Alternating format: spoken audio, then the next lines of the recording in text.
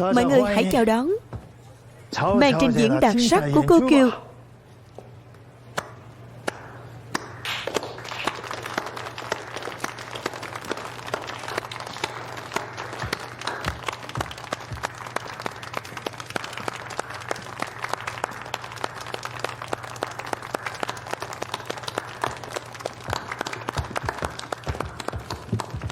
Nào mọi người, tiếp theo chúng ta xin mời cô Kiều đem tới cho mọi người khúc Cuồng Tướng Tiên Si Gan. Xin vỗ tay chào mừng.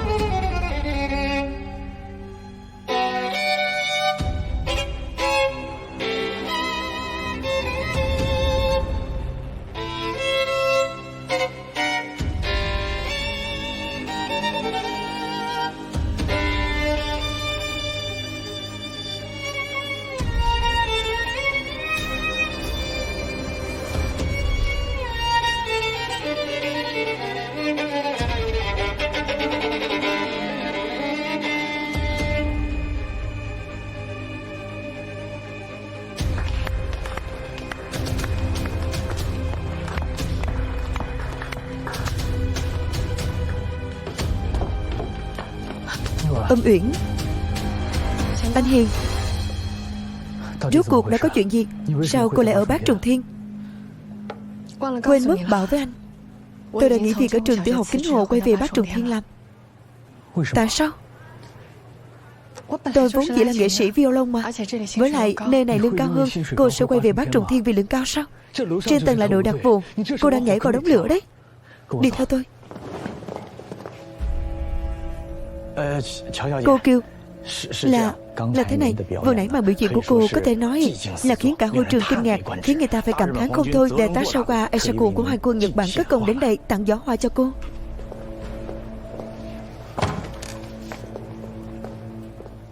Tiến sĩ Lạc Bách đúng là có con mắt tin tưởng. Bát Trùng Thiên có nghệ sĩ như cô Kiều thì tối nay chúng tôi mới có may mắn được mãn nguyện đôi tai.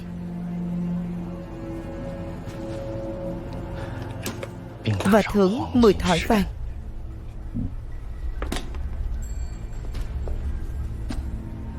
Tiến sĩ Lạc Bách, phiền cậu chuyển cho cô Kiều. Cảm ơn. Cảm ơn cơ quan trưởng Sawa đã yêu mến.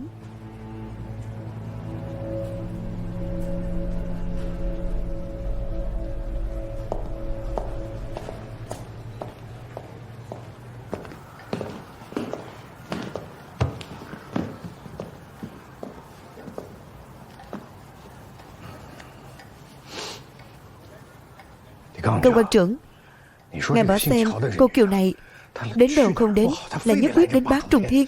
Cô ta đến Bát Trùng Thiên là để đối đầu với chúng ta đấy. Một người phụ nữ làm được trò trống gì?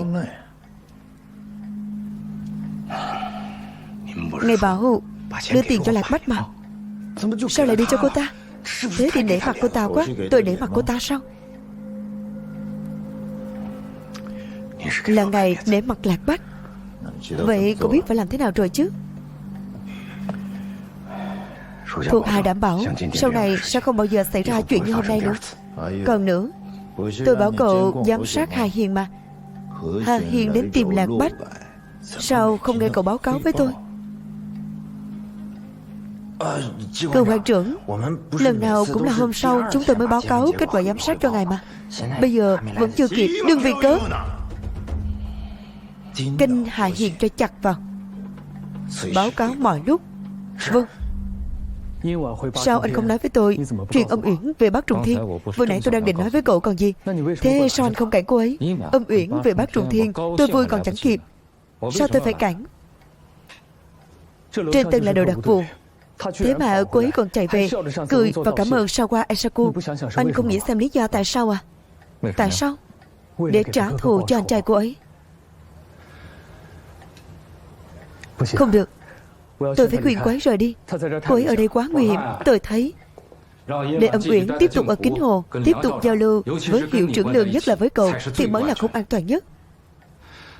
Âm Uyển quay trở về Bác Trùng Thiên là lựa chọn của cô ấy. Còn về vấn đề an toàn, vừa nãy cậu cũng thấy rồi mà, có tôi đây, không ai dám đụng vào cô ấy. Tôi khuyên cậu đừng quên thân phận của mình.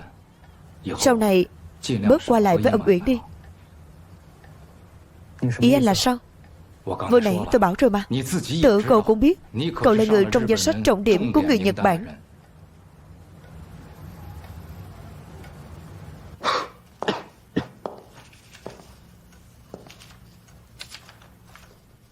Vàng Kỳ.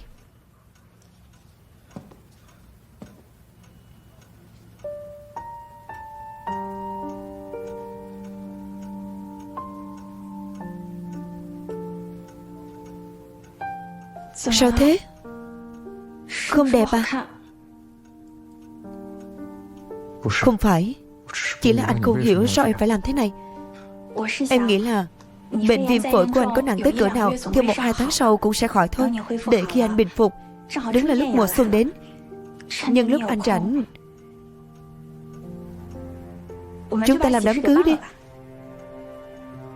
Em biết anh bận, không rảnh sắp xếp những việc vặt này.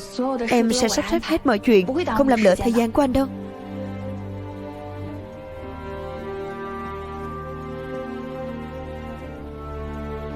Sao thế? Em làm sai ở đâu ư?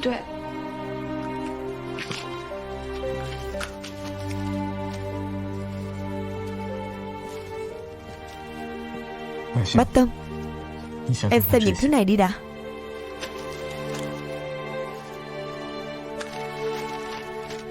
Đây đều là quảng cáo tuyển sinh của trường đại học nước ngoài. Anh đưa em xem những thứ này làm gì? Trước kia em muốn đi học mà. Bây giờ Hồng Kông thất thủ rồi, mà cậu cũng không bình yên. Muốn đi học thì chỉ đành ra nước ngoài. Các trường này đều rất ổn. Em chọn cho kỹ xem, có trường nào hợp với em không?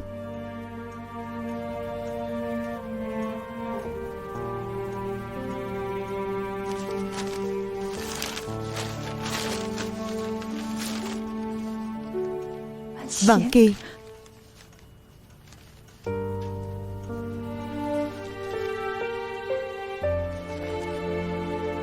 anh muốn đuổi em đi à?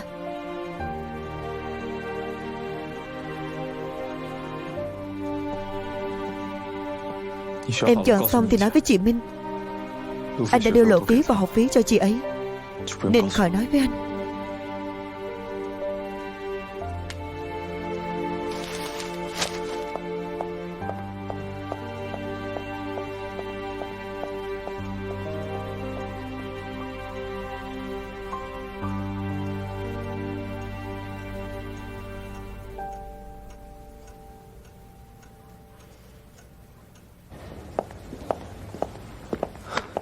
Âm Uyển, đi theo tôi. Anh Hiền, sao thế? Có chuyện gì à? Âm Uyển, tôi biết cô hận người Nhật. Cô tới Bác Trùng Thiên để tìm cơ hội báo thù cho anh cô. Nhưng đặc vụ của cơ quan Sawa đều là đặc vụ chuyên nghiệp. Một mình cô lấy gì đấu với anh ta?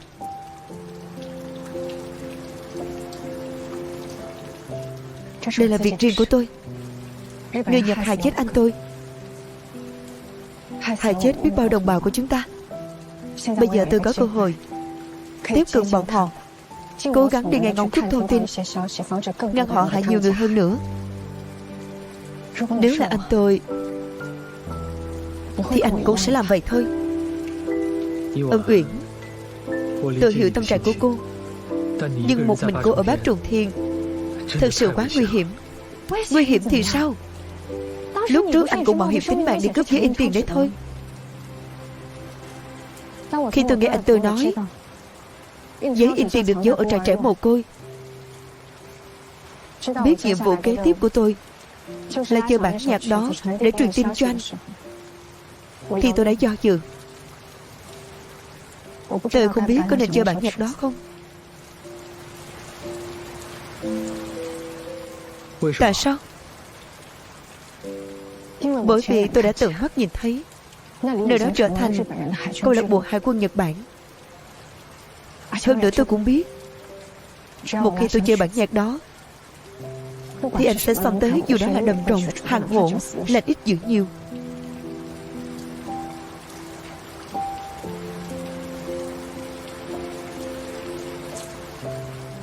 Anh Hiền, anh Tư dùng mạng sống dạy cho tôi biết tình yêu bao la là chính nghĩa. Vậy nên tôi nhất định sẽ ở lại Bát Trùng Thiên.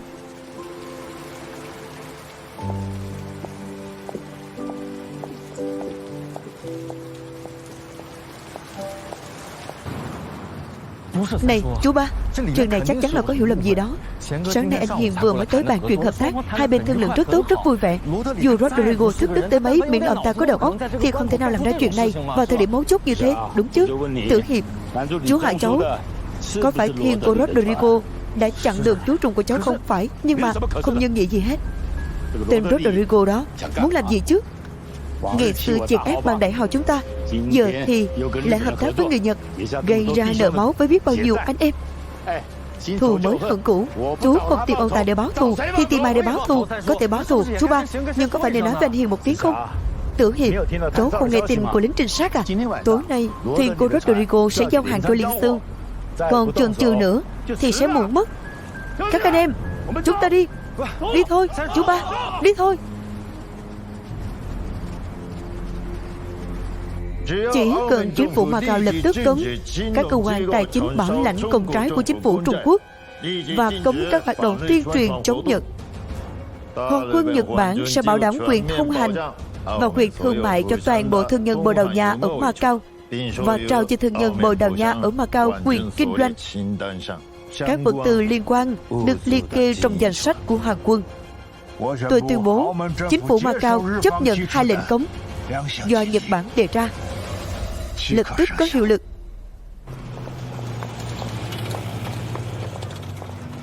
Ông Rodrigo không nói là đã đi đâu à?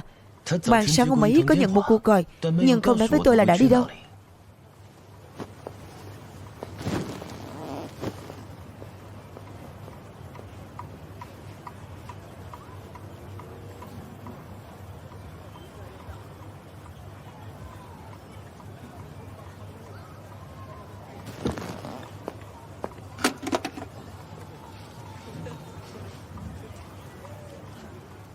Alo, câu lạc bộ Hào Hải phải không? Tôi là Hà Hiền. Tôi có hẹn với Tam gia lúc 3 giờ. Hiện tại đã qua nửa tiếng rồi. Tam... Cái gì? Tới giờ mà Tam gia còn chưa về hả? Được, cảm ơn.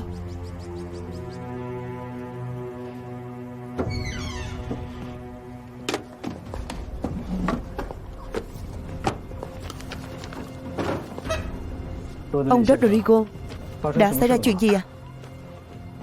Cậu còn hỏi tôi đã xảy ra chuyện gì hả?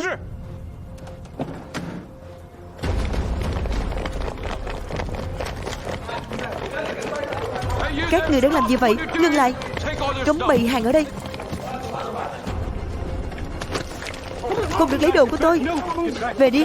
Không được lấy đồ của tôi. Không được lấy đồ của tôi. Về đi.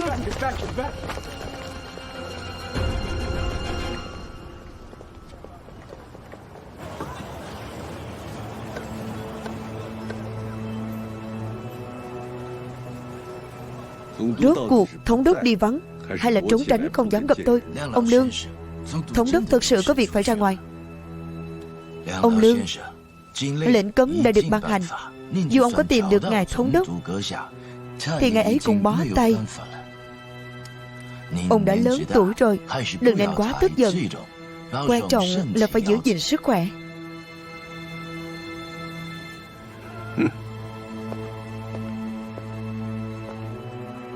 Đang làm gì thế? Buông ra. Sao lại cản trở công việc bình thường của ngân hàng? Dừng tay. Các người đang làm gì vậy? Tôi vừa nhận được lệnh cấm của chính phủ. Tất cả cơ quan tài chính của Macau đều bị cấm bảo lãnh công trái của chính phủ Trung Quốc. Tổng cục Kinh tế đang phối hợp với cảnh sát cấm các hoạt động kinh doanh phi pháp. Phó cục trưởng Lạc Bách, tối qua chính miệng anh đã đồng ý chuyện gì với tôi? Mới đó đã quên rồi sao? Chuyện tối qua tôi quên rồi. Tôi chỉ biết lệnh cấm của chính phủ đã có hiệu lực. Tổ chức ngân hàng nào ở Macau chống lại lệnh cấm tiếp tục kinh doanh phi pháp thì đều bị phong tỏa. Cậu Hà, hiện tại cậu có hai lựa chọn. Hoặc là tự gỡ biển hiệu dừng bảo lãnh, hoặc là cảnh sát sẽ lập tức phong tỏa ngân hàng Đại Phong.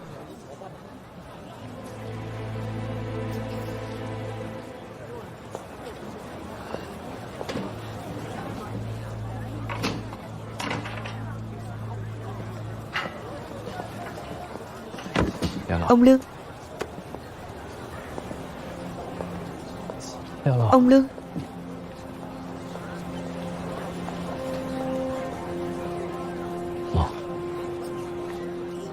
Lập tức hoàn trả số trái phiếu còn lại đi.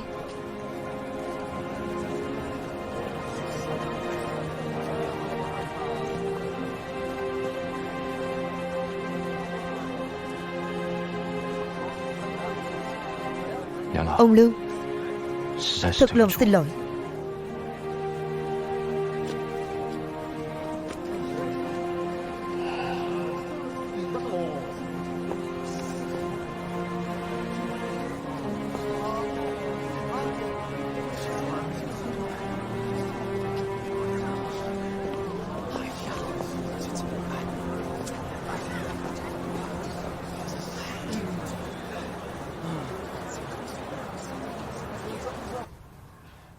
Ông Rodrigo, nghe nói sáng nay ông bị hải tặc cướp bóc một cách hèn hạ, chịu tổn thất nghiêm trọng.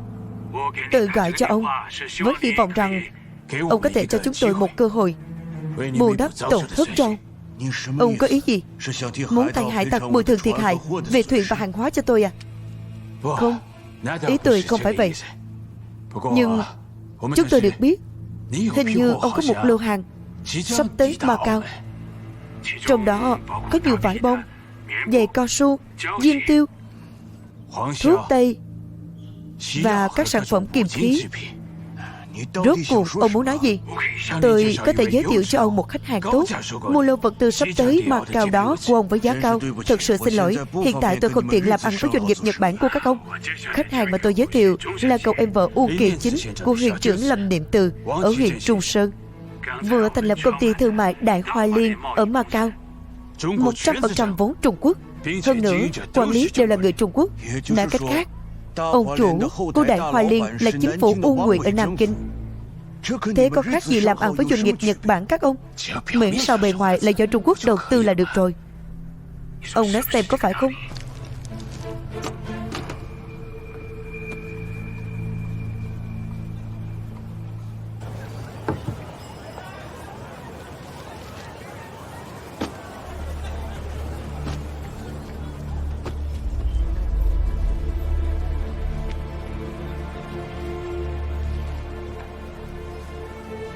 Ai cũng có trách nhiệm với sự hưng vong của quốc gia. Mọi người, có tiền thì góp tiền, có sức thì góp sức. Cảm ơn. Cảm ơn mọi người.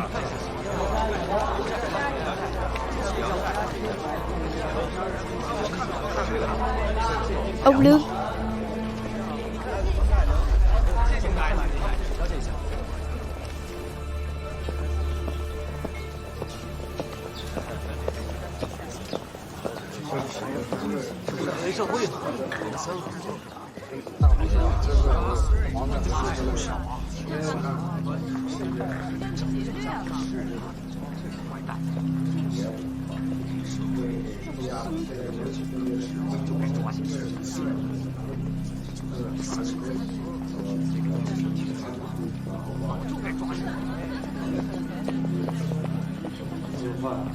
Nói vậy là các người đã cướp thuyền thật à? Phải. Chú ba nhất quyết để báo thù, tôi cũng không cản nổi. Và lại đúng là thuyền buôn của Rodrigo. Bất nghĩa trước, ông ta làm sai trước thì đâu thể nào không cho chúng tôi trả đũa được. Bây giờ Tam gia đang ở đâu? Chú ấy mang thuyền và hàng trốn trên biển, bảo tôi về để xem tình hình thế nào. Ngoài ra còn để báo tin cướp thuyền với các anh nữa. Nhưng Rodrigo không thực sự muốn làm khó các cậu. Tôi đã bảo Dương Sương tới Hoa Cầm để giải thích đầu đuôi sự tình với các cậu vào tối qua rồi. Sao các người không thể nhịn một chút mà phải nóng nảy như thế, Dương Sương? Chúng tôi đâu có gặp anh ấy.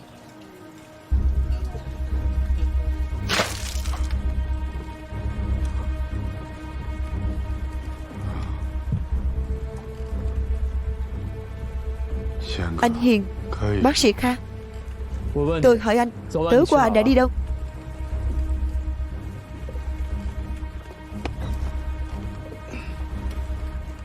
Tối qua, rốt cuộc tối qua anh đã đi đâu? Cảm ơn. Được. Cảm ơn. Được. Cảm ơn. Vâng. Cảm ơn. Ông lão đó cố chấp thật đấy. Không có cơ quan tài chính bảo lãnh, chỉ bày hàng thì bán được bao nhiêu chứ?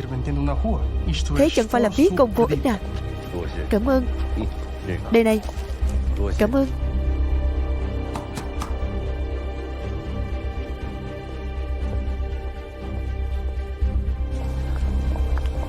Cảm ơn.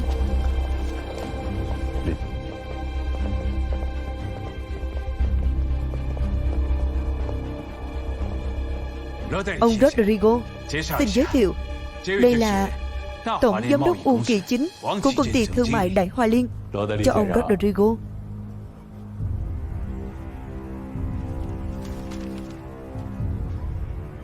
Mức giá cao như vậy, ông chủ Uông chi mạnh tay thật đấy. Chỉ có mức giá này mới có thể chứng minh Hoàng quân thật lòng muốn duy trì quan hệ hữu nghị giữa Nhật Bản và Bồ Đào Nha. Phải, không chỉ lần này đâu. Nếu ông chịu hợp tác, sau này ông có bao nhiêu hàng hóa, Đại Hoa Liên của tôi đều sẽ mua hết. Hơn nữa, giá cả đều được tính như lần này. Cảm ơn. Cút. Cảm ơn. Cút.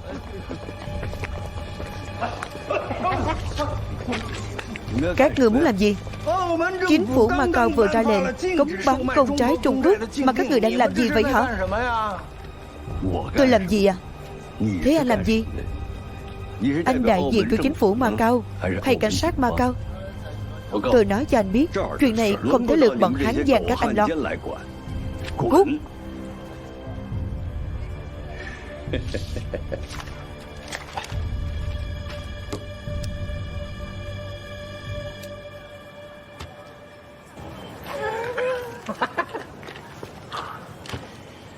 Được, ngang ngược lắm. Hôm nay tôi sẽ cho ông biết Hoàng cung Kiền tôi có thể hoành hành ngang ngược tại Macau này. Các anh em, đập cho tôi.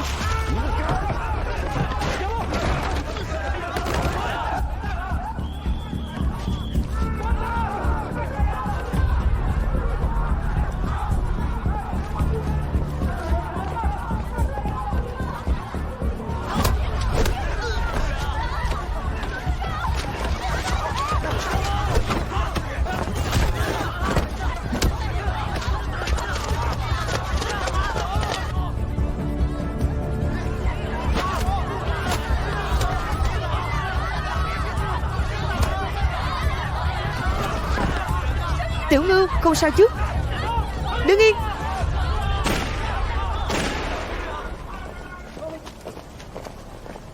Chuyện gì vậy? Nhiều người ẩu đả trên đường như thế này mà được à? Tưởng Macau không có luật pháp hả? Ẩu đả trên đường gì chứ? Rõ ràng là hành hung, đánh người thì có. Phải đấy, bắt họ lại đi. Bắt họ lại. Bắt lại. Bắt lại. Đội trưởng Hoàng, rốt cuộc có chuyện gì thế? Thưa Tổng thanh tra, anh tới đúng lúc đó. Anh nói Macau là xã hội pháp trị đúng chứ? Chúng ta vừa ra lệnh cấm công khai bán công trái thời chiến, nhưng bọn họ đang làm gì vậy? Đáng tội gì đây? Anh nói bậy. Lệnh cấm của chính phủ Macau ghi rõ chỉ cấm các cơ quan tài chính Bảo lãnh công trái thời chiến. Nhưng ông Lương và đám nhóc này có phải cơ quan tài chính không? Tổng thanh tra, bọn côn đồ này hành hung người khác ngay trên đường, đánh đập giáo viên và học sinh của trường tiểu học Kính Hồ, cùng với những người dân vô tội. Biết bao nhiêu cặp mắt đều đã chứng kiến rõ ràng. Lẽ nào cảnh sát các người không xử phạt đám tội phạm đây à? Bắt chúng lại, xử phạt nghiêm khắc. Xin lỗi, lúc cảnh sát chúng tôi tới hiện trường thì chỉ thấy hai bên ẩu đả, không thấy những việc khác. Nói bậy. Anh có mắt không vậy? Có mắt không vậy hả?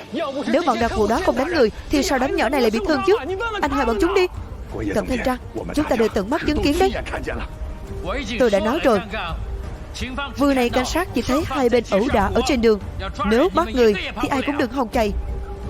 Chính phủ đã ra lệnh cấm bán công trái Trung Quốc và các tuyên truyền liên quan. Ai còn dám vi phạm lệnh cấm thì sẽ bị bắt ngay lập tức. Thì thu hết các vật dụng tuyên truyền này đi. Còn vây quanh đây làm gì? Giải tán hết cho tôi. Ai còn tụ tập gây sự nữa thì tôi bắt hết các người. Nghe thấy chưa? Đi. Các anh em đi thôi. Đám người bên kia tránh ra. Có bị thương ở đâu không? Không có ạ.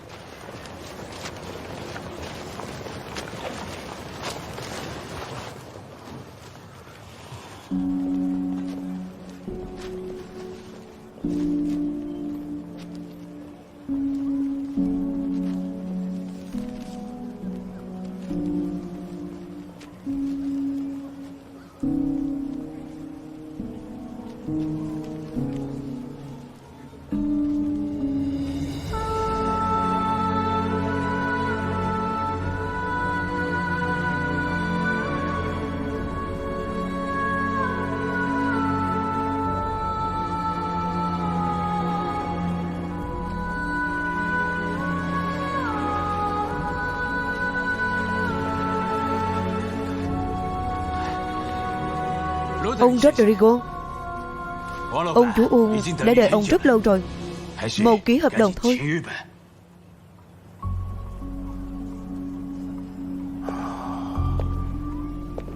Mời ông Rodrigo.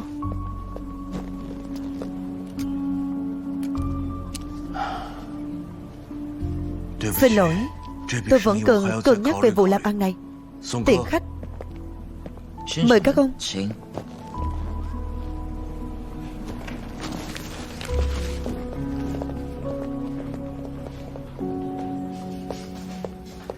Ông Lương,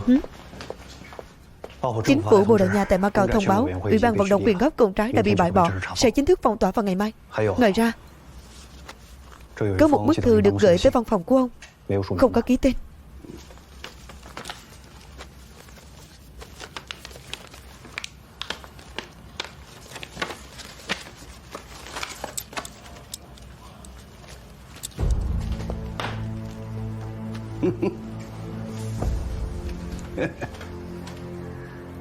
Ôi trời, thủ đoạn trộm cắp, mưu mẹo nham hiểm.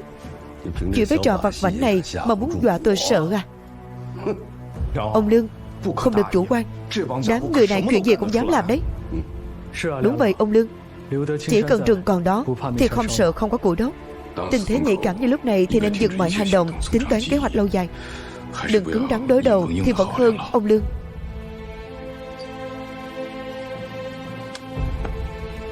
Các cậu nói gì cơ? Kế hoạch dài hạn. Chúng ta cần tính kế lâu dài.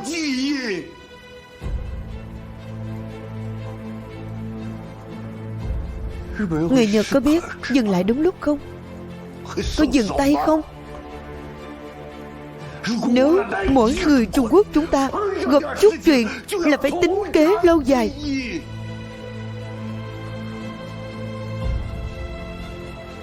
Trung Quốc sẽ chết đấy.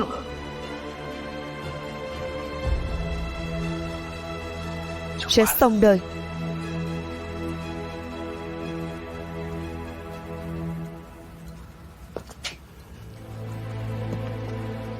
Tiễn khách. Tiễn khách.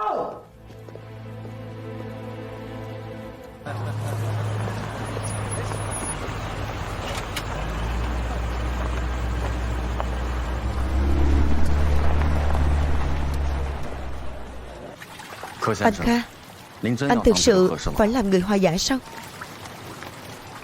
Muốn xoay chuyển tình thế ở Macau, ân oán giữa Tam gia và Rodrigo phải được giải quyết. Tôi là người ngoài cuộc, chắc tôi nói chuyện với Tam gia sẽ tiện hơn. Tôi hiểu, nhưng giờ Tam gia đang rất tức giận, lại còn đang bị chính phủ Bồ Đào Nha tại Macau truy nã. Chú ấy có chịu về không? Tôi cũng không chắc. Không sao, chỉ cần nói với ông ấy, tôi sẽ đợi ông ấy ở đây. Được.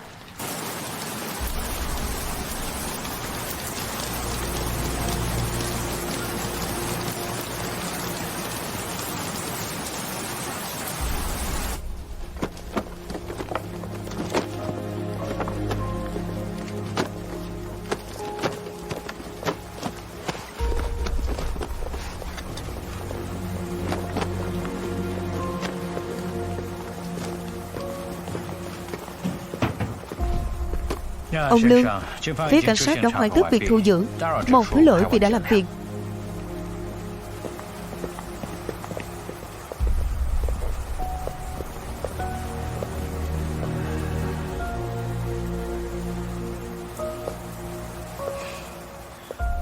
Ông Lương, hôm nay là đêm Giáng sinh. Nhà thờ Đức Mẹ Mân Côi sẽ tổ chức lễ Misa lúc nửa đêm. Thống đốc Teixeira đại diện cho chính phủ Macau mời đại diện từ các tầng lớp ở Macau và các nước đến tham gia buổi lễ. Đây là thư mời do chính tay ngài thống đốc viết cho ông. Rất mong ông Lương sẽ tham gia.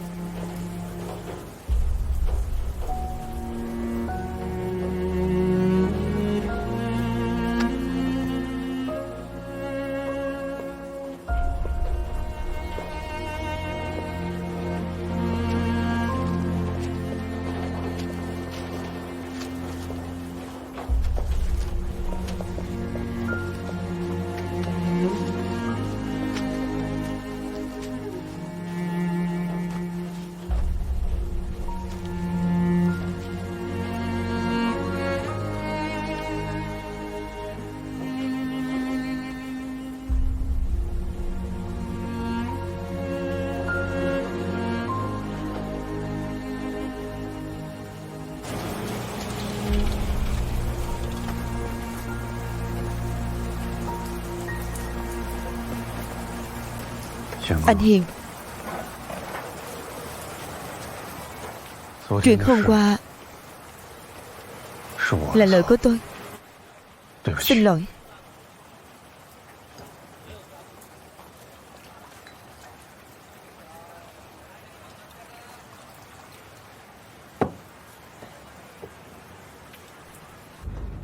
Cậu trông chừng chuyện làm ăn ở vũ trường.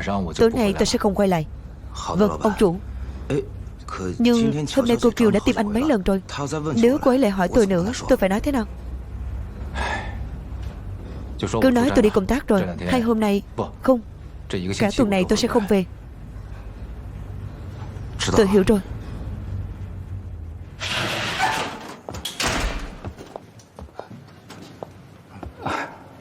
Cô Kiều, rốt cuộc có chuyện gì? Có chuyện gì là sao? Một câu không đầu không đuôi, làm tôi không hiểu gì rồi. Anh nói sẽ dẫn đầu bỏ phiếu chống lại lệnh cấm. Tại sao lại thất hứa rồi đứng về phía người Nhật?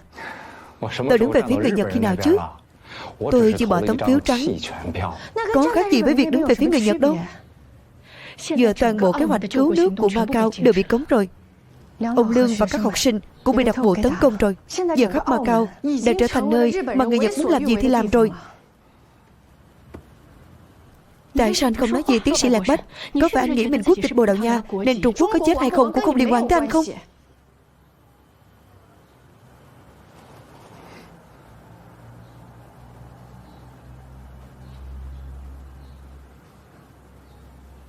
Tiến sĩ Lạc Bách, anh đừng quên, anh cũng là người gốc Hoa. Thứ chạy trong huyết quản của anh là máu Trung Quốc. Anh có thể nói cho tôi biết lý do anh thay đổi ý kiến rốt cuộc là gì không? Nhất định phải biết lý do, đúng không? Đúng, tôi muốn biết. Được, tôi nói cô biết. Tất cả những gì tôi làm đều vì cô.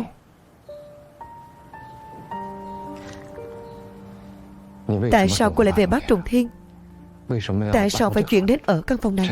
Có thật sự như cô nói là đến vì công việc không?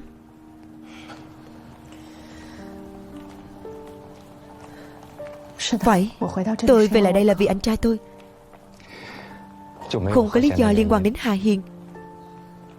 Hà Hiên có hay không thì trong lòng cô rõ nhất. Thực ra đáng lẽ tôi phải nghĩ tới từ lâu. Nếu không phải vì trong lòng không buông bỏ được anh ta thì làm sao có thể tổn thương đến vậy, để ý đến vậy. Chuyện giữa tôi và anh Hiền đã rõ ràng, minh bạch. Không có chuyện như anh nghĩ. Cô không cần giải thích. Ân Uyển, tình cảm tôi dành cho cô biết mà. Trong tim cô không có tôi mà có người khác, tôi đều chấp nhận. Nhưng dù thế nào đi nữa, tôi cũng không thể để cô mạo hiểm tính mạng vì người khác. Trơ mắt nhìn cô nộp mạng. Cô tưởng theo dõi từng đặc vụ đi ngang qua cổng, nghe lén từng câu bọn họ nói là sẽ thu được tình báo hữu ích sao? Cô tưởng chỉ cách một bức tường thì bọn họ thực sự sẽ không bao giờ phát hiện ra sao? Vậy cũng tốt hơn là không làm gì cả. Tiến sĩ Lạc Bách, tôi đến đây không phải vì một ai đó. Tôi đang thực hiện trách nhiệm là một người Trung Quốc của mình. Vậy nên tôi mới bỏ tấm phiếu trắng đó. Vì tôi không thể thay đổi tình hình hiện tại của Macau. Tôi không thể bắt kẻ cướp hối cải, không thể ép cô phải nhẫn nhịn. Có lẽ tôi chỉ có thể cống biểu tình chống Nhật ở Macau để cô không làm được gì, thì tôi mới có thể bảo vệ cô an toàn. Tôi không cần bảo vệ. Tôi không cần tham sống sợ chết như vậy. Tôi không cần.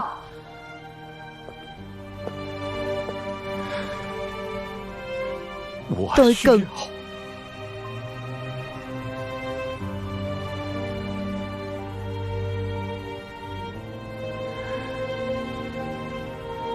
Ông Uyển, có lẽ cả đời này tôi cũng không có được trái tim của cô. Nhưng tôi tuyệt đối không thể để cô có chuyện gì, đặc biệt là ở chỗ tôi đây. Vì Lạc Bách tôi nhất định sẽ bảo vệ người phụ nữ mà tôi trân trọng.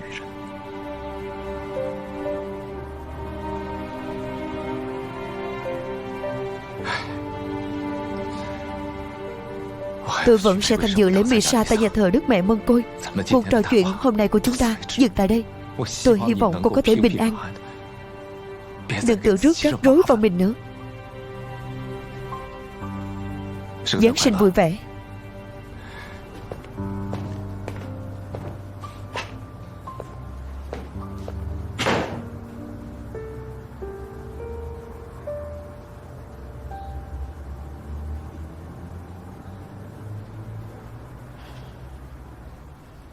Thực ra ai tên mắt đều nhận ra cô Kiều đối xử với anh không bình thường. Cô ấy đến nơi nguy hiểm như Bát Trùng Thiên, có phần lý do chắc là vì anh nhỉ?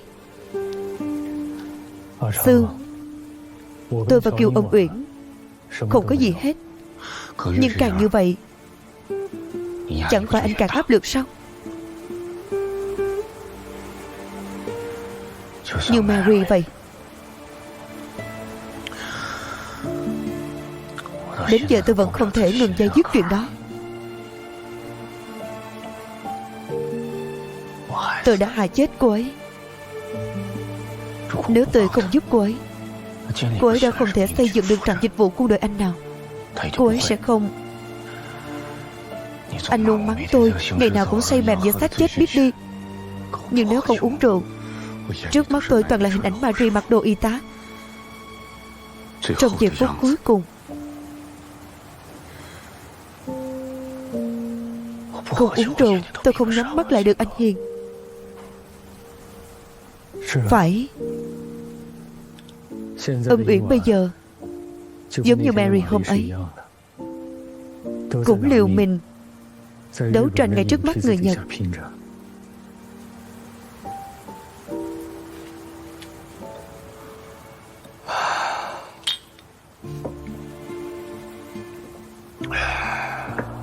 Uống rượu đi.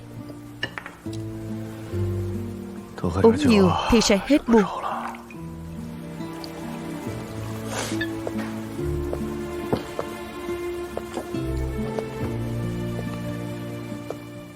Vạn Kỳ, anh Mã, chị dâu nói anh và anh Sương ở đây. Anh bị ốm rồi. Sương, để anh ấy uống đi.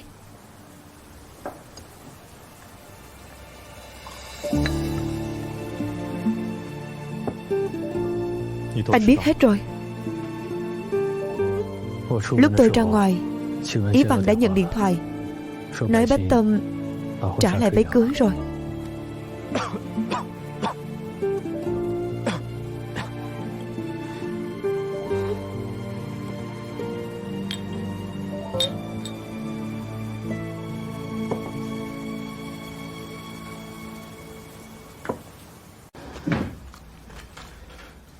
Giờ cậu gửi bức thư này đến phòng khám bác sĩ Kha Lân. Giờ sao? Đúng, đi ngay đi.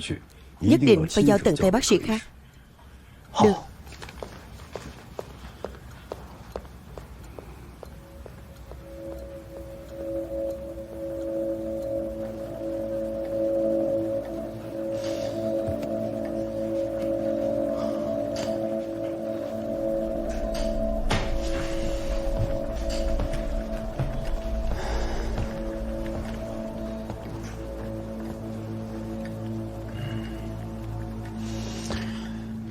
Sao qua? Lễ Misa nửa đêm ở nhà thờ Đức Mẹ sắp bắt đầu rồi. Nếu muốn giằng co với Lương Ngạn Minh thì tùy anh. Tôi là lãnh sự ở Macau, phải củng cố tình hữu nghị với Nhật Bản và Bồ Đào Nha.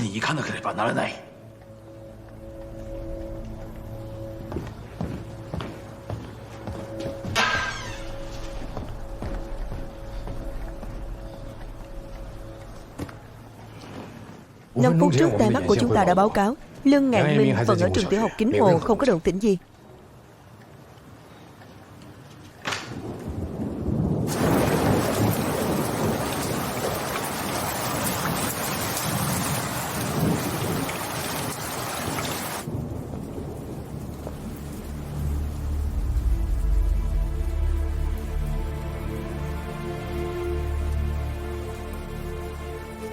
新谷遭逢，其易经，干戈寥落，四周星。山河破碎，风飘絮，尘世浮沉，雨打平。惶恐滩头，作惶恐。零丁洋里。看伶仃，人生自古谁无死？留取丹青照汗青。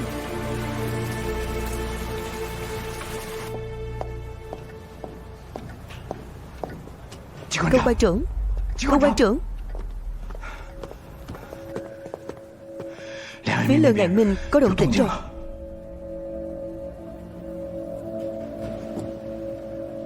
Vừa rời khỏi trường tiểu học Kính Hồ, còn đeo băng tay Ủy ban vận động quyên góp công trái. Đúng vậy, người của chúng tôi nhìn thấy rõ ràng. Phải rồi, nói ông ta cầm trong tay một vật màu đỏ, trên đó có chữ mạ vàng, giống như thiệp mời hay thư mời gì đó. Thư mời mạ vàng màu đỏ,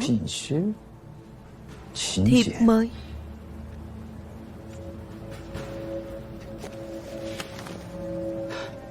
Nhà thờ Đức Mẹ Mân Côi. Lương Ngạn Minh đến nhà thờ Đức Mẹ làm gì? Tối nay nhà thờ tổ chức lễ Misa Giáng sinh. Tessera đã mời đại diện các nước, các tầng lớp ở Macau tham gia.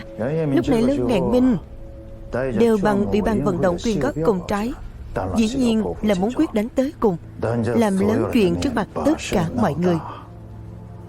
Hắn đúng là biết chọn địa điểm. Cơ quan trưởng, vậy chúng ta phải làm gì? Hắn đã khăng khăng muốn chết thì cũng chỉ có thể cho hắn toại nguyện. Yamaguchi mang theo khẩu súng đó đến nhà thờ. Vâng.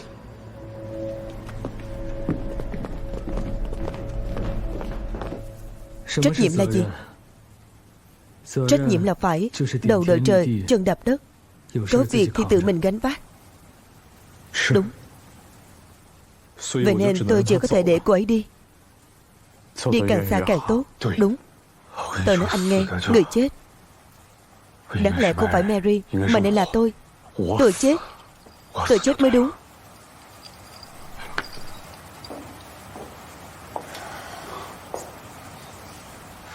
Ý Văn, chị dâu, chị dâu.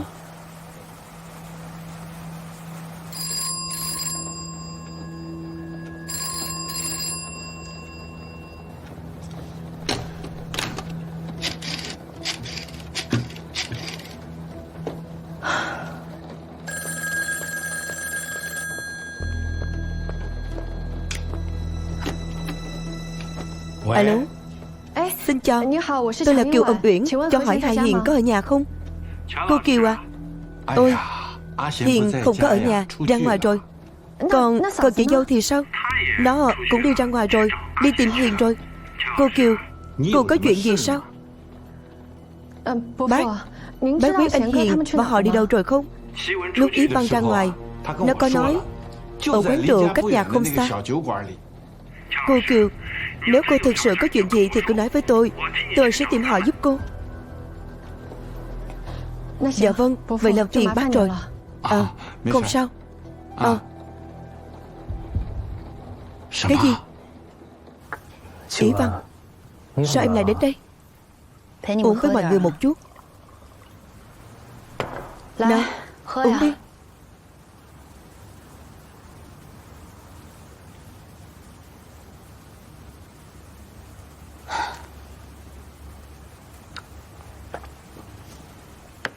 Em thực sự không ngờ mọi người lại thành ra thế này. Bình thường ai nấy cũng rất thông minh, chuyện gì cũng làm được, hiểu hết mọi đạo lý thế gian, làm được hết mọi chuyện khó trên đời. Các anh giỏi lắm cơ mà. Sao có đụng đến chuyện với phụ nữ là lại hồ đồ, cứ ngây người ra, oán trời trách người rồi uống rượu đến nông nỗi này.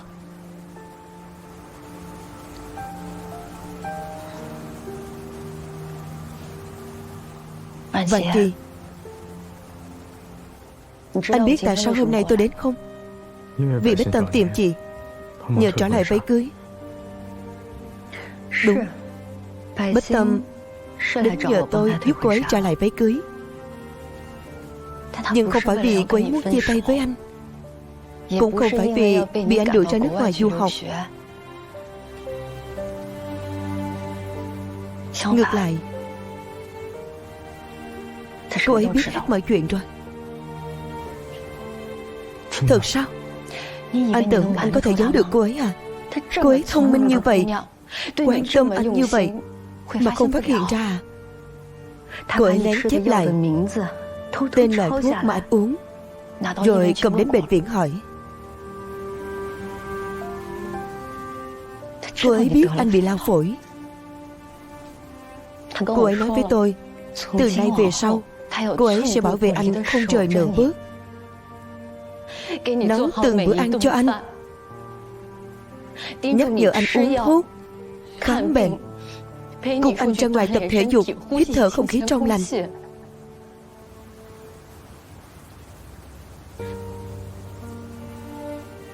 Phải, anh có thể không cưới cô ấy, nhưng cô ấy sẽ không từ bỏ bất kỳ hy vọng nào, nhất định phải chữa khỏi bệnh cho anh.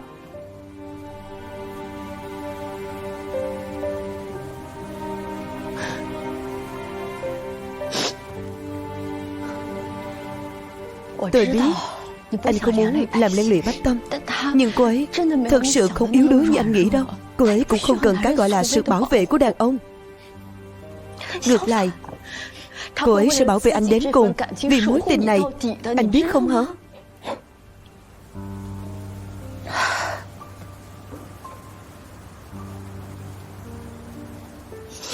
Còn anh Phương, anh đừng nghĩ rằng là anh đã giúp được Mary, là anh đã đẩy Mary đi đến bước này. Không phải vậy đâu. Lòng dũng cảm của Mary vượt xa anh gấp trăm lần. Là cô ấy gây dựng nên trạm dịch vụ từ hai bàn tay trắng. Cũng chính cô ấy, dù không có gì trong tay, vẫn kiên quyết đấu tranh với người Nhật. Nếu Mary ở trên trời có linh thiêng, biết được cô ấy hy sinh để đổi lại chỉ là một kẻ vô dụng như bây giờ, thì cô ấy sẽ thất vọng đến mức nào hả? Điều cô ấy mong muốn là một dương sừng mạnh mẽ đường hoàng, có thể gánh vác được trạm dịch vụ, có thể thay cô ấy báo thù rửa hận.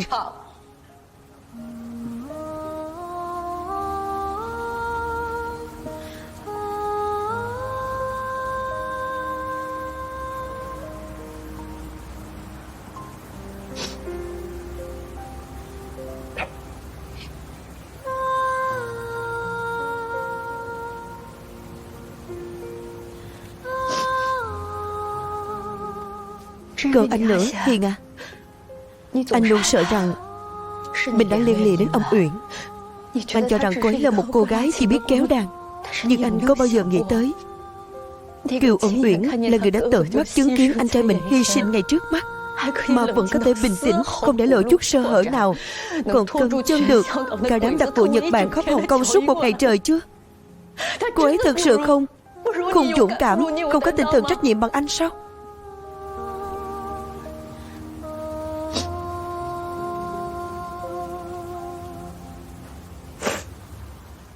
Em là vợ anh.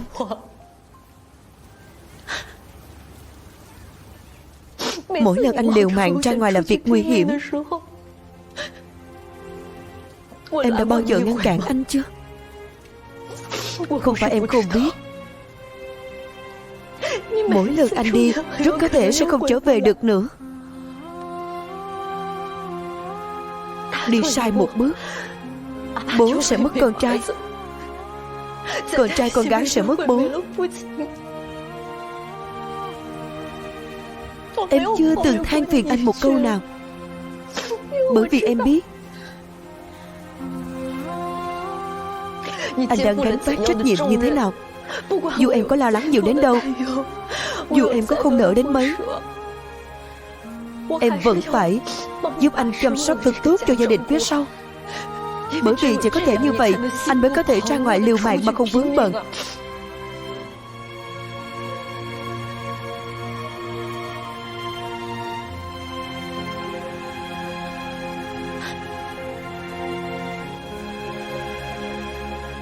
Ý Văn, cảm ơn em.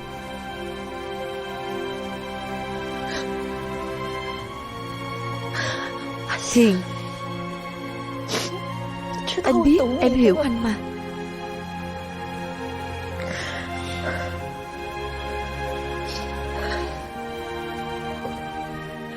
Nói tóm lại một câu, đừng lúc nào cũng coi mình là vị cứu tinh của người khác. Phụ nữ chúng tôi thực ra còn dũng cảm và kiên cường hơn các anh nhiều. Bách Tâm, Mary, Âm Uyển đều biết rõ mình đang làm gì. Nếu các anh thực sự là đàn ông, thì hãy lấy khí phách đội trời đạp đất của mình ra.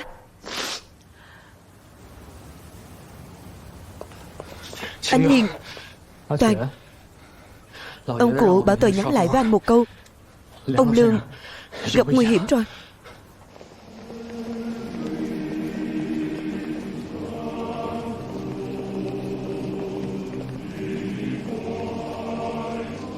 Thưa toàn thể anh chị em thân mến, bình an giới thế cho người thiện tâm. Hãy gieo mầm chân lý và chính nghĩa trong trái tim của chúng ta, thắp lên ánh sáng của yêu thương và lòng nhân ái. Ánh sáng sẽ ban cho chúng ta ơn phúc của tình anh em đích thực, để đi giúp đỡ những người cần đến chúng ta, những con người đang đau khổ và bị bỏ rơi.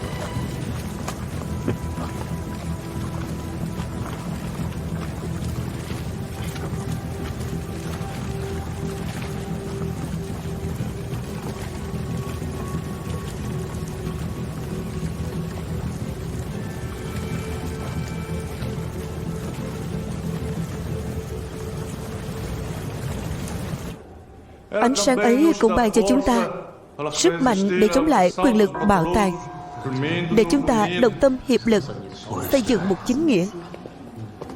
Chuyện gì vậy?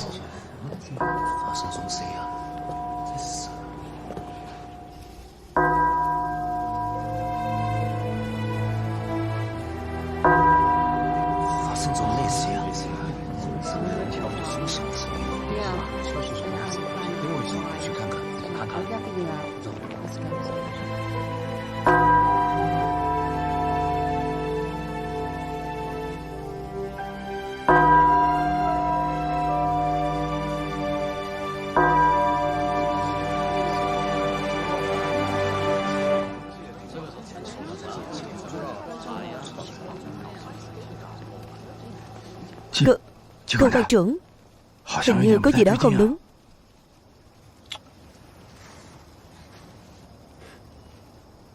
Lương Ngạn Minh, nhất định là Lương Ngạn Minh.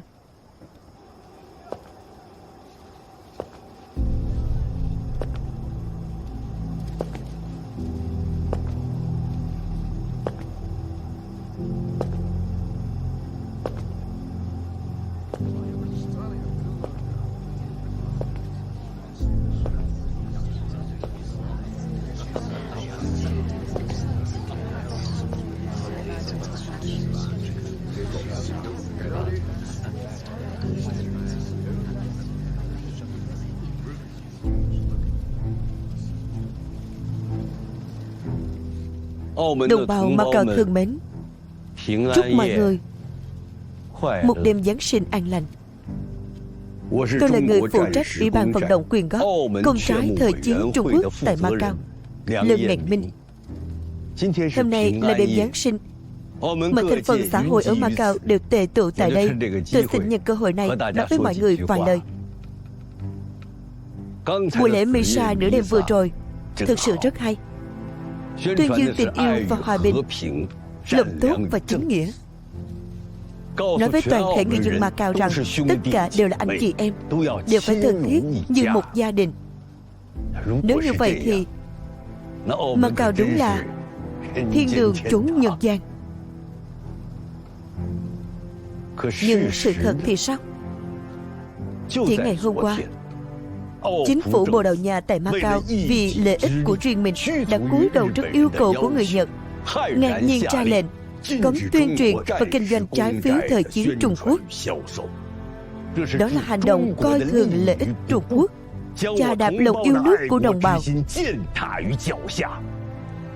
Họ lấy cái gọi là trung lập làm màn che để nối giáo cho giặc. Hành vi đê hèn, bắt nạt kẻ yếu, sợ hãi kẻ mạnh như vậy, trên thì trái lẽ trời, dưới thì chà đạp pháp luật, thật đáng xấu hổ.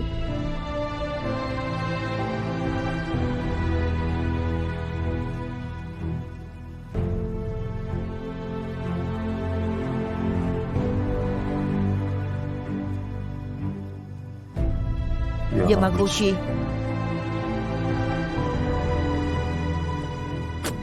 tôi lùi lại một bước mà nói, giả sử việc bán rẻ người Hoa có thể đổi lấy yên ổn tạm bỡ cho người Bồ Đào Nha thì tôi cũng đành. Nhưng sự thật thì sao? Ai cũng biết Kẻ đối diện với sự khúm núm, nịnh bợ sẽ chỉ càng được đà lớn tới, chỉ càng tham lam vô độ. Không phải vậy sao?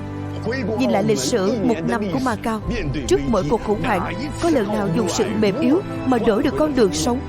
Chẳng phải lần nào cũng là nhờ chúng ta đoàn kết một lòng, đấu tranh đến cùng mới có thể hóa nguy thành an hay sao?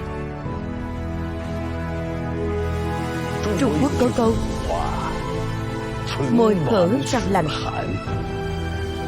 Hôm nay mọi người làm ngơ cướp 96% người Hoa ở Macau. Vậy thì ngày mai khi bọn cướp ra tay với mọi người, xin hỏi ai sẽ trở thành chỗ dựa cho mọi người? Ai sẽ cứu mọi người khỏi cảnh nước sôi lửa bỏng? E rằng đến lúc đó mọi người cũng chỉ là những con cừu nằm trên thớt, mặc cho người ta giết mổ. Thật đáng buồn. Đáng buồn biết bao.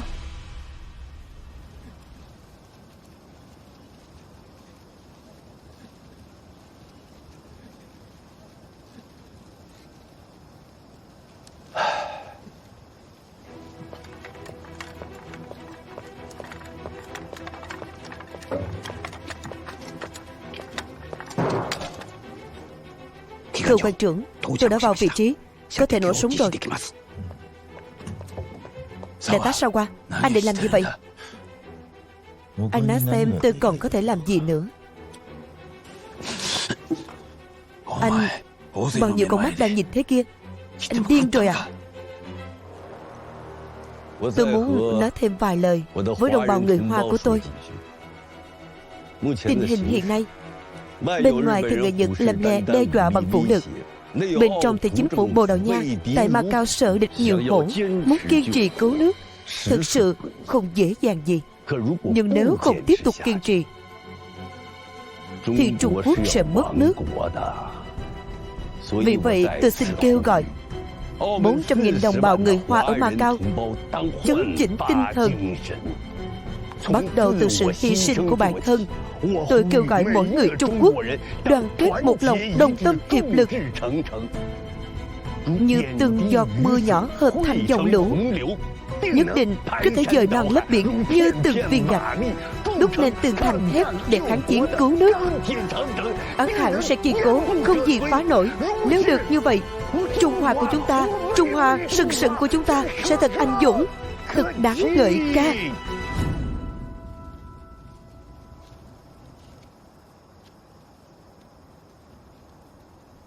Không chỉ chính phủ Bồ Đào Nha tại Macau, mọi thành phần xã hội đều có mặt tại đây. Lúc này mà giết người sẽ chỉ càng phản tác dụng thôi. Chuyện gì vậy? Nhân Đương với, hình như tôi thấy anh Hiền rồi. Tam gia, để tôi qua xem. Anh ở trong xe chờ nhé.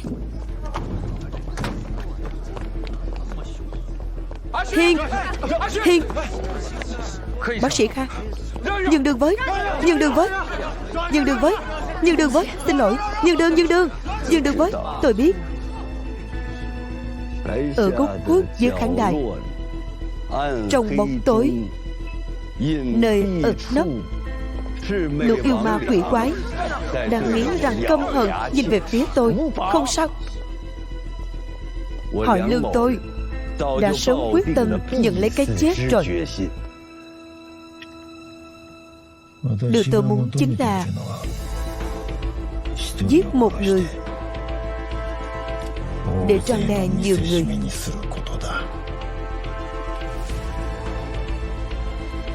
Đến đi.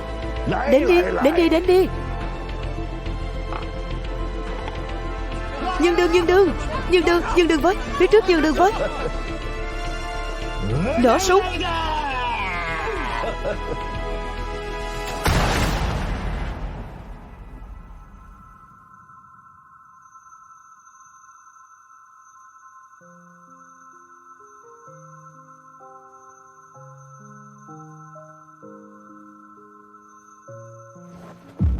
Ông Lương!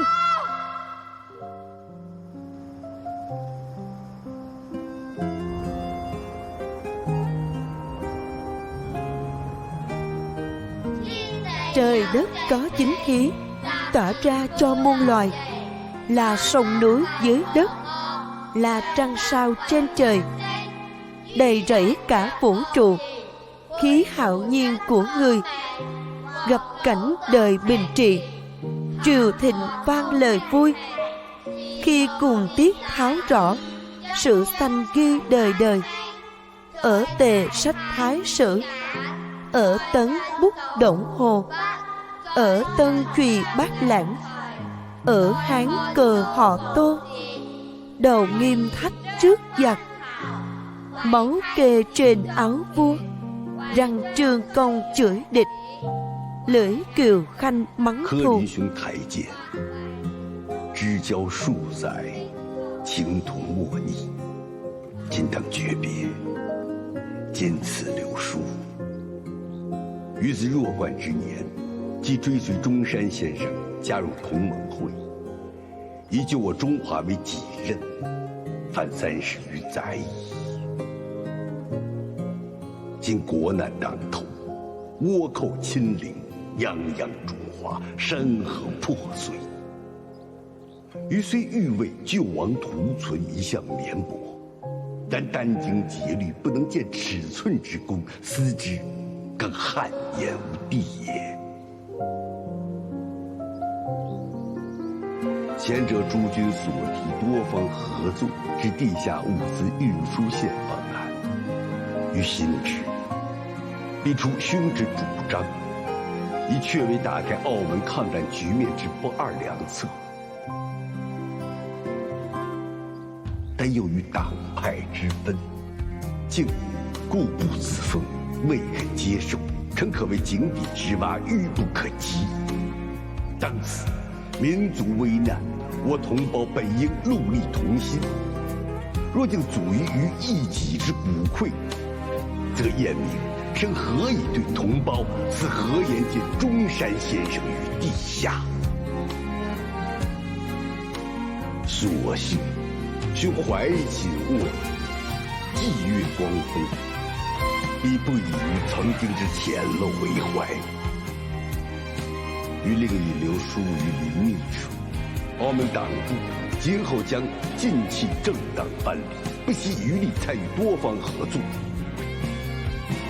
而于去后，澳门抗战之大局，亦仰赖兄之主持。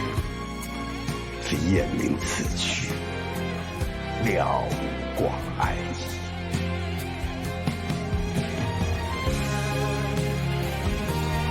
梁彦明绝笔。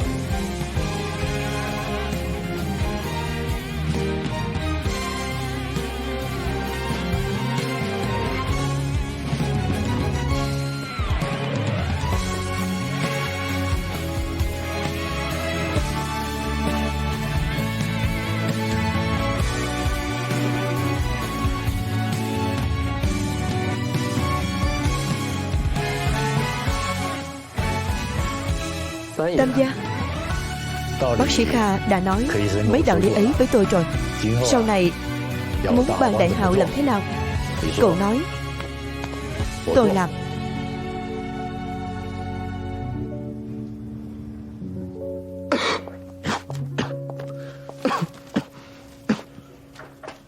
Vào đi.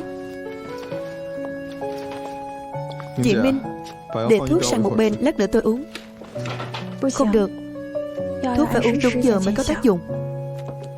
Bách Tâm, em đã dọn xong phòng khách đối diện rồi. Sau này em sẽ ở bên đó. Mỗi ngày em ăn gì, mặc gì, ngủ lúc mấy giờ, dậy lúc mấy giờ, cần uống những loại thuốc nào, làm những liệu trình điều trị nào, đều sẽ do em sắp xếp.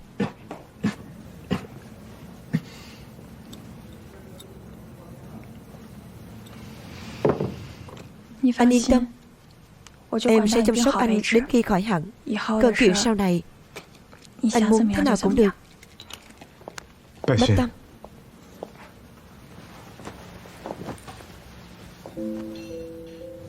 nếu cả đời này anh đều muốn em quản anh như vậy, em có chịu không? Em quản nghiêm lắm đấy. Nghiêm cỡ nào cũng được. Anh mong còn chẳng được đấy chứ.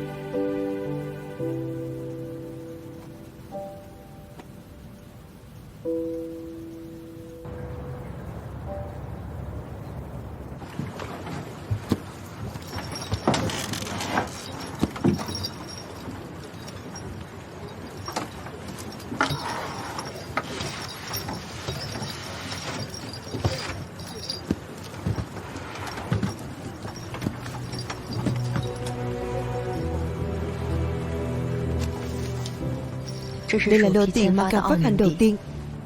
Không có Mary thì không có sự xuất hiện của nó. Thế nên tờ tiền Macau này thuộc về Mary.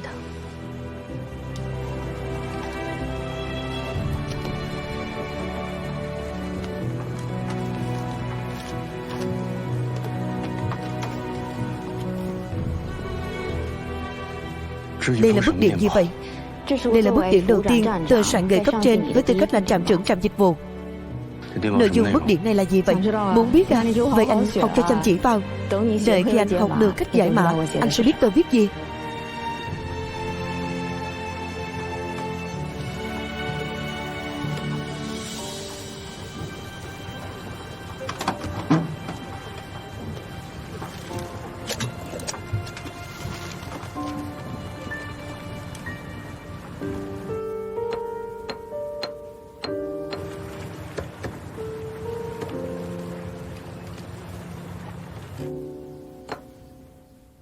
Phải là thế này.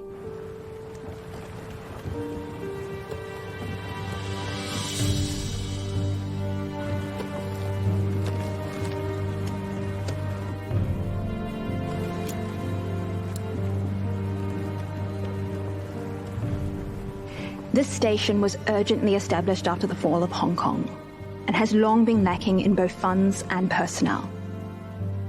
Although I serve as station master, the actual work is all handled by Yang Chung alone. He is honest, kind-hearted, and outstanding in his abilities. He single-handedly supports the entire Macau station.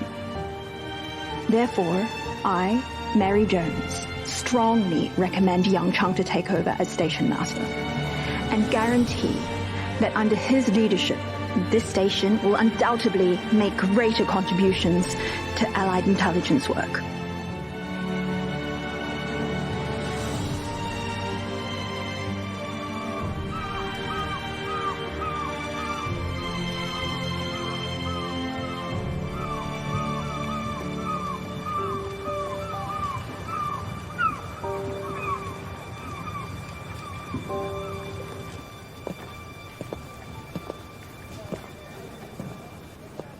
Chào bác sĩ Kha.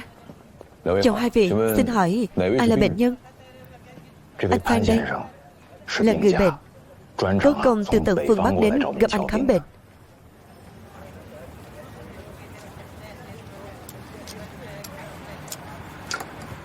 Lên tầng trên kiểm tra trước đã. Được.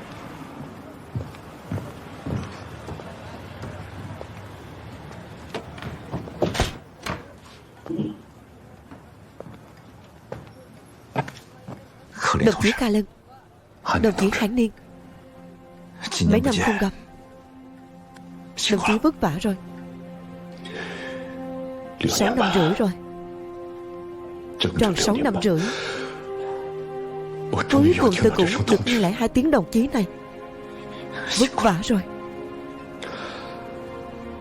Đồng chí Hán Niên, đến đây nói chuyện đi. Trên tổ chức có chuyện thì gì?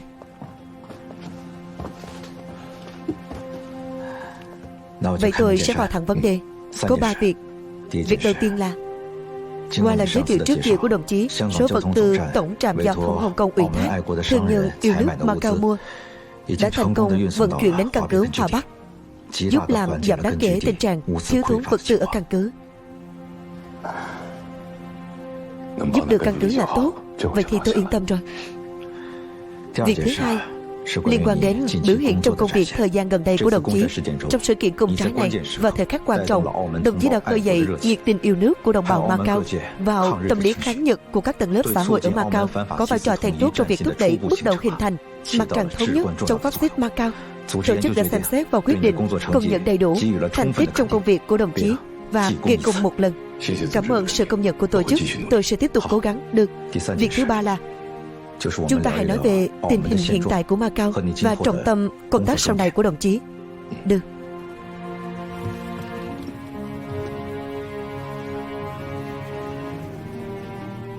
Các ông đã giúp tôi bán hết lô hàng tôi bị cướp ư?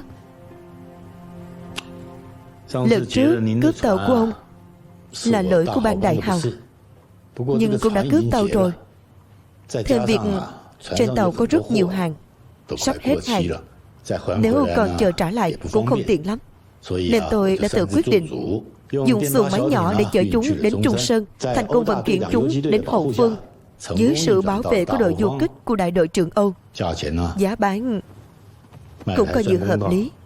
Ông Rodrigo, giúp ông giải quyết lô hàng tồn này là một câu trả lời cho lần hiểu lầm cướp tàu trước đó, cũng là bằng chứng thực tế về tuyến vận chuyển vật tư ngầm hợp tác nhiều bên. Tôi nói lần trước, sự thật đang ở ngay trước mắt.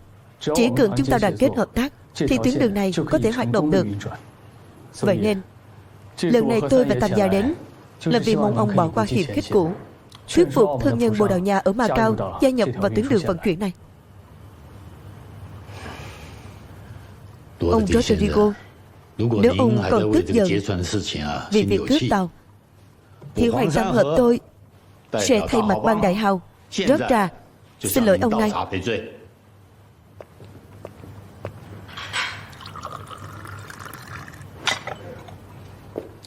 Ông Rodrigo, mời.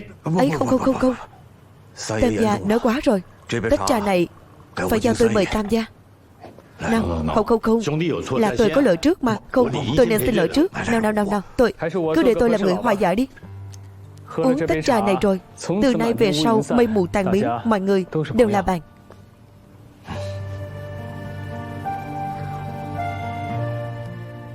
Về chuyện lệnh truy nã, tôi sẽ nói họ hủy bỏ ngay. Tóm lại thì thương nhân yêu nước với Mã Vạn Kỳ và Hai Hiền đứng đầu đã trở thành sức mạnh nòng cốt của giới tự nhân Macau, cũng đã thuyết phục được thương nhân Bồ Đào Nha về mặt vận chuyển, đội du kích kháng Nhật Trung Sơn và sức mạnh dân chúng của ban đại hào hợp tác tốt đẹp.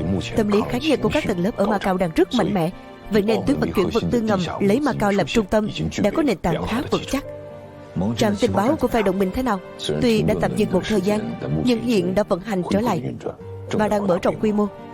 Tôi đã tìm họ một địa điểm mới ở ngay cạnh phòng khám của tôi, nói họ mở một tiệm tạp hóa để che mắt. Sắp xếp rất tốt. Trước kia, lực lượng vũ trang kháng Nhật ở Quảng Đông và Hồng Kông chúng ta từng hợp tác về mặt tình báo với phe đồng minh. Giờ có thêm trạm tình báo này thì có thể kết hợp tình báo của phe đồng minh và toàn bộ mạng lưới tình báo ngầm của Quảng Đông, Hồng Kông và Macau. Như vậy cũng phù hợp với yêu cầu củng cố mặt trận thống nhất chống phát xít thế giới của Trung ương. Đồng chí Hán Niên, vậy trọng tâm công việc tiếp theo của Macau là gì? Chỉ có một: tập trung vào củng cố và tăng cường mặt trận thống nhất chống pháp xít Macau, để nhanh việc xây dựng tuyến vận chuyển vật tư ngầm của Macau, vừa phải giúp được chiến trường trực diện, vừa phải giúp được căn cứ của chiến trường sau địch, tạo ra kênh cung ứng và tiêu thụ ổn định.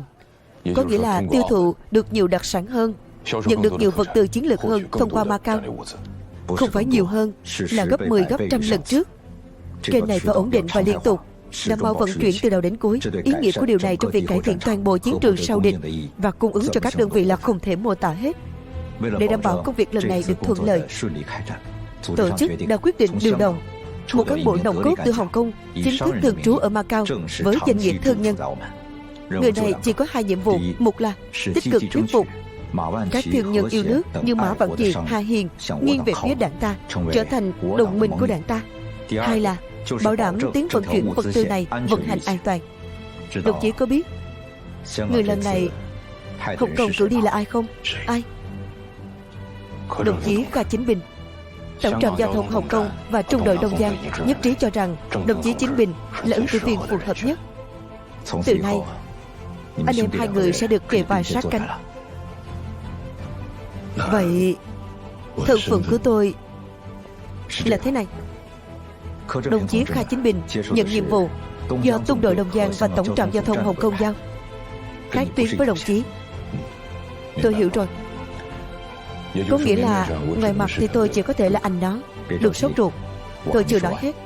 Chỉ thị đồng chí Kha Chính Bình nhận được bao gồm cả việc trong tình huống đặc biệt buộc phải tuân theo chỉ đạo của Phật thủ. Có nghĩa là bình thường đồng chí không phải chỉ nắm rõ và chỉ đạo công tác hàng ngày của đồng chí ấy, mà trong tình huống khẩn cấp còn có thể dùng thân phận Phật thủ để ra lệnh trực tiếp cho đồng chí ấy. Thậm chí có thể điều động lực lượng vũ trang và tổ chức ngầm của đảng ta của khu vực Quảng Đông, Hồng Kông, Macau, mục đích là đảm bảo an toàn cho tuyến vận chuyển này. Lệnh đặc biệt công bố ám hiệu gồm 8 chữ: thực thi đại đạo, thế gian công bằng. Thực thi đại đạo Thế gian công bằng. Tôi nhớ rồi. Nói rồi đấy, lần tới đến câu lạc bộ của tôi uống, không say không về. Ông yên tâm, Rodrigo tôi cam đoan liều mình cùng ông. Ông Rodrigo. Ông Rodrigo, ông còn có khách. Vậy tôi đi trước đây. Vậy thì tôi xin phép không tiễn.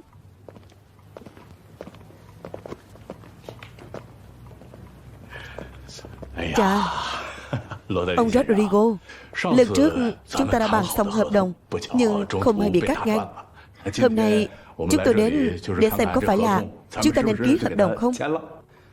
Xin lỗi, các ông đến trễ rồi. Lô hàng đó đã được bán đi. Từ nay về sau, tất cả hàng của Rodrigo tôi đều được khách bao trọn. Đừng lãng phí thời gian ở chỗ tôi nữa. Không tiễn. Các vị, mời.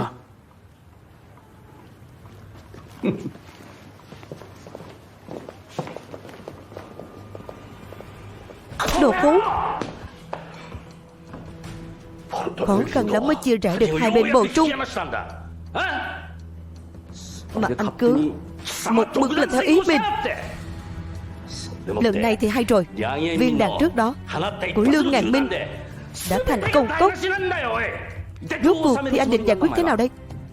Siết chặt và đẩy mạnh kiểm tra và tịch thu giấy thương nhân Bồ Đào Nha ở Macau, nhằm thay đổi lập trường của người Bồ Đào Nha tiếp tục gây sức ép lớn hơn nữa với họ. Cái gì? Anh đang nói vớ vẩn gì vậy hả? Trên khắp chiến trường Thái Bình Dương, đế quốc đang ở thế yếu toàn diện. Thứ lúc này đang thiếu là vật tư. Vật tư đấy. Để duy trì quan hệ thương mại Nhật Bồ, Đại bản doanh đã ra lệnh toàn bộ hàng bị giữ của thương nhân Bồ Đào Nha phải lập tức bị trả lại vô điều kiện. Sau này cũng không được áp dụng hành động tương tự. Anh có nghe không hả? Có nghĩa là những người Bồ Đào Nha đó không phải trả bất cứ giá nào cho việc bao che người Hoa ư?